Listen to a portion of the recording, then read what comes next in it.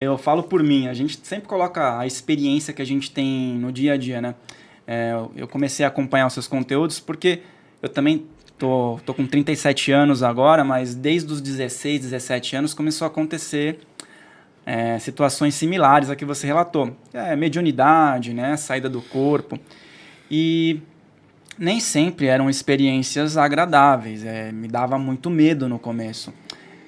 Eu lembro uma vez, isso a gente lembra perfeitamente, né, quando tem uma experiência, que no começo eu falava, será que eu tô ficando meio louco? Eu, eu também pensava isso aos 15 anos.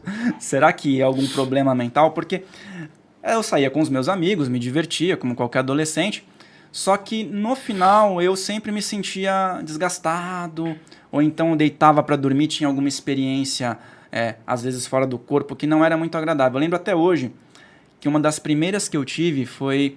Eu morava numa casa, numa rua tranquila, e eu escutei alguém chamando lá fora. Mas nisso eu já estava fora. Fui lá abrir. Na hora que eu abri, tinha um ser tentando me pegar e puxar para perto dele para sugar a minha energia pela Vampirizar. boca. E nisso eu não sabia o que fazer, mas já tinha algum estudo espiritual.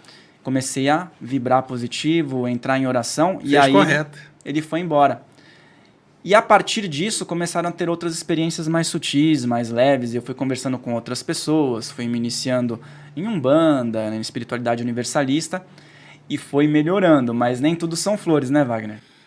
Na verdade, boa parte das pessoas que trabalham com isso começou a ter experiências na adolescência. Mas isso também não é um padrão, porque é o seguinte, o adolescente ele está numa turbulência hormonal passando da fase de criança para adulto.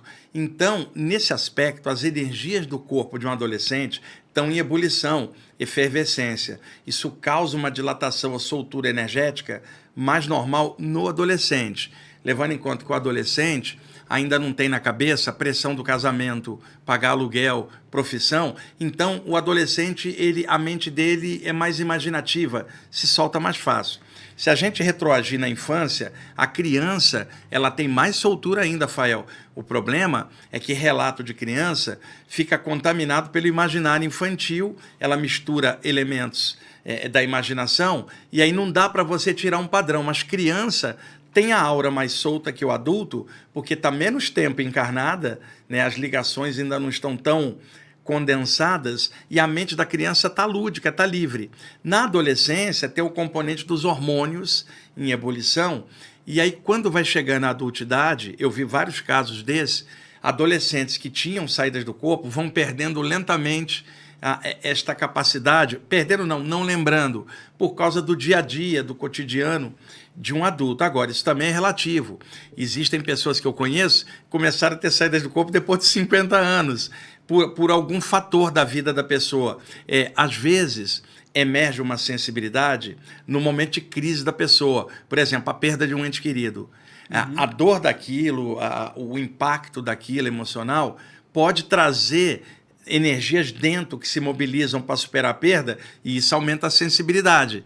Por exemplo, para um pode ser um casamento que deflagrou o processo, para o outro pode ser uma separação, para o outro pode ser a chegada de um filho, ou a perda de um ente querido, ou alguma situação momentânea de vida que muda um pouco a energia e de repente ela começa a sentir algo que ela tinha em potencial, mas ainda não tinha desenvolvido. E aí aquilo atropela ela, ela não sabe como lidar. E é aí que está, que na adolescência, essa sensibilidade emergindo, a pessoa tem naturalmente um medo do desconhecido, que ela não sabe o que está acontecendo.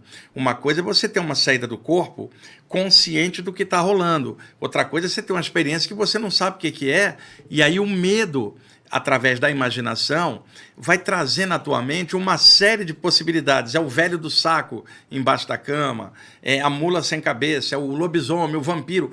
Todo o imaginário que vem da infância, pegando já o adolescente, pode, nesta hora, fazer a mente criar um arcabouço de fantasia para tentar explicar a sensação. Então, a pessoa está paralisada, Rafael, é muito comum a mente dela criar a imagem que tem um ser prendendo ela, porque o cérebro tenta entender o que está acontecendo. Então, ele cria um enredo para tentar explicar, só que ele cria uma forma mental como se tivesse um espírito te esganando, e por isso você não consegue se mexer. Você volta ao normal, não tem nada, e às vezes você sai do corpo, olha, também não tem nada.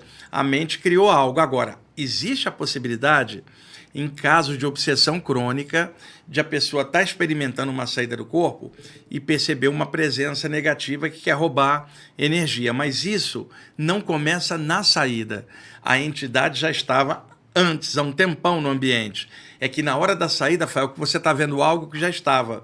Como na vigília você não via, você acha que o tal cara veio na hora que você saiu. Ele já estava ali há anos, às vezes.